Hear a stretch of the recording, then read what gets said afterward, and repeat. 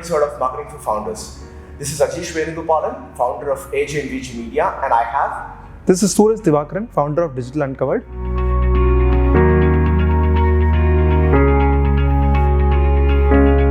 So we've been hearing from a lot of founders, one of the burning questions that they have is, how should they get started with performance marketing?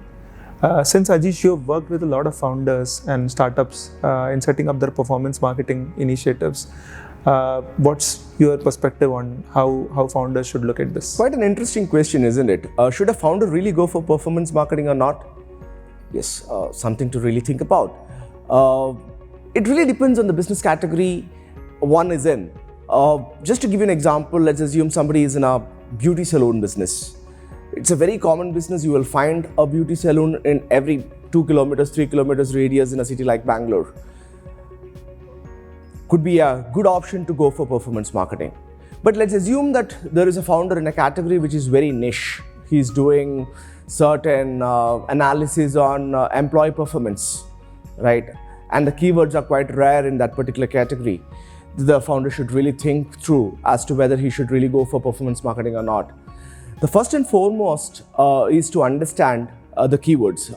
So the first activity that really goes behind is understanding a target audience, followed by keyword research for that specific target audience.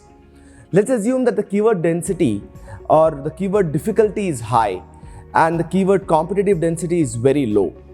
That means there are hardly any if the competitive density is very low, there are hardly any people or any common man using that particular keyword and searching for a certain thing, certain service or a product on Google or for any other search engine platform as such. So if the keyword competitive density is very less, there isn't any point in jumping onto performance marketing to begin with. But however, let's assume that you are in a category where there is a high keyword competitive density. I think it's a good option for the founder to look at going after performance marketing as such. The first step in the process is keyword research, followed by your understanding your target audience. And further to that, you go ahead and start developing your creative ad copy. So, and especially when you're writing an ad copy for Google AdWords, you are probably limited with 30 characters to 60 characters to a maximum of 90 characters description. So once you get all your keywords intact, you write your ad copies. And once the ad copies are ready, you are setting up your conversion tracking. Either it's, well, depending on the campaign again, let's assume that you are going in for a lead generation search-based campaign. You have to set up your inquiry forms and ensure that there is a thank you page, the conversion tracking is intact. But let's assume that you're going in for a local ad campaign, or in today's world, a performance max campaign. You might have to ensure that your Google My Business account is working properly, the numbers are updated out there. So you ensure all the factors which leads to a result, or which leads you to getting you the first lead or a conversion. You have to ensure that all those matrices are being tracked and monitored properly before you start running your ads. And once all these things are set, I think a founder can really go in and look for a performance marketing campaign. But however, the point to be noted is, should a founder really go in for performance marketing? If he's in a niche market, he should look at the keywords, the competitive density of the keywords, the keyword difficulty, how many people are really searching for those particular keywords before he makes a decision as to whether he should go in for a performance marketing campaign or not. Now that when should a founder really go for performance marketing, what's next? Once a performance marketing campaign is set up, how do we really go ahead and measure and optimize these campaigns? Suraj, would you like to throw some light on that? So before we talk about the topic of measurement, it is important to go back to some basics. If you are a B2C or a B2B brand, it's very important that even before you start measuring your campaign or start running your campaign, you define what your sales process is. For a salon or for a B2C brand, this is relatively simple because from the leads that is generated from the performance marketing campaign, you are either diverting people to a physical store that you have, which is a footfall, right, where the person who is manning the store can take a certain action, or you are sending them to a website from where they can purchase a product, right? So the campaign itself could be to sort of drive awareness for the product, or it could be for driving sales at a physical store or through the online store that you have set up. But with a B2B brand, this is relatively little more complex, right? Because there are different sales stages involved, right? You have marketing qualified lead, you have sales accepted lead, sales qualified lead, and opportunity and deal, right? So there are different sales stages, especially for a B2B brand, right? So you have to define the sales stages at the back end in collaboration with the sales team, right? And what happens at each stage, right? What happens when somebody fills up a form on your website, right? Is that lead being sent to a sales rep? What actions do the sales rep need to take?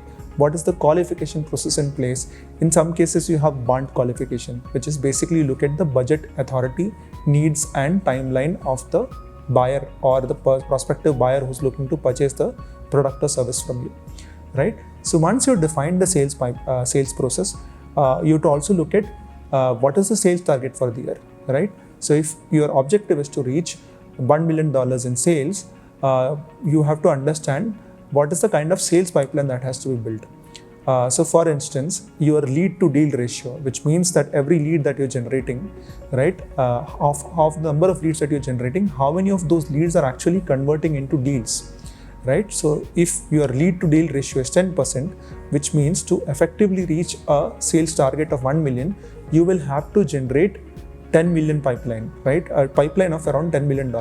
Now you can define where this 10 million is going to come from. A part of it is going to come from performance marketing. The rest of it is going to come from other marketing efforts. So once you've defined all of this, then comes the process of running the campaign itself, which is what Ajish elaborated on and how that particular process works, right? Once the process starts running, as a founder, one of the things that you have to not get carried away with is that you should not start evaluating the campaign from day 2, day 3, right?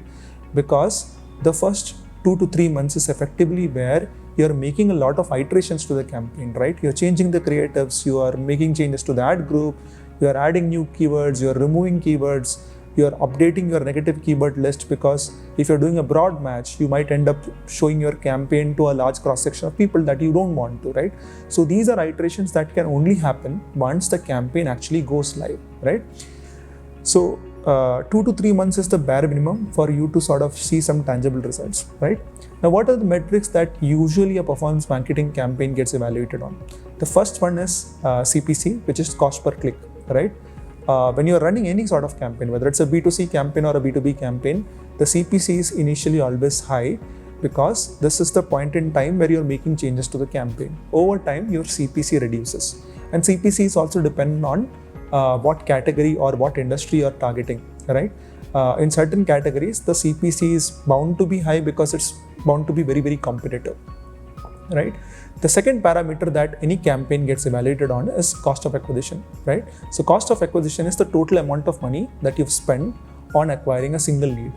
Now, there are different ways of calculating CAC. In some cases, CAC is just calculated by the amount of money that is spent on running the campaign. In some cases, when a lead is generated, you also have a telecalling team or an SDR team which actually calls up the lead and qualifies the lead and converts the lead, right? In some cases, the CAC also includes the salary that is paid to the SDR or the telecaller or the call center in place, right? So CPC or CAC are the main parameters, but at the back end, you also want to look at other ratios, like you want to look at what is the lead to deal ratio, or you want to look at how many opportunities or how many conversions have actually happened, right? If you are a core enterprise B2B brand, you would want to look at ACV or TCV, which is annualized contract value or total contract value of each of the deals that have come in. And if you are running a SMB or a mid-market SaaS, you want to look at parameters like ARR and MRR, right? But at the periphery level, you want to check the CPC and the CAC, right? There are other indicators as well which you want to look at, which are largely vanity metrics, which is CTR, number of clicks that you've got, number of impressions that you've got for the campaign, right? But it's important that you define one North Star metric, right, which could be CAC, and go behind it and not look at multiple parameters, because that is very confusing in the beginning, right? So these are some of the parameters that you should look at when you are evaluating a performance marketing campaign. Suraj, I think that was quite a lot of information overload for all the founders out there. I hope all our viewers are enjoying our show. If you like our show, please click on the subscribe button. And with that, we come to an end of this episode of Marketing for Founders on performance marketing. Until the next episode, this is Ajish Venugopalan signing off. Thank you very much for watching the show. This is Suraj Divakaran. Thanks for watching the show.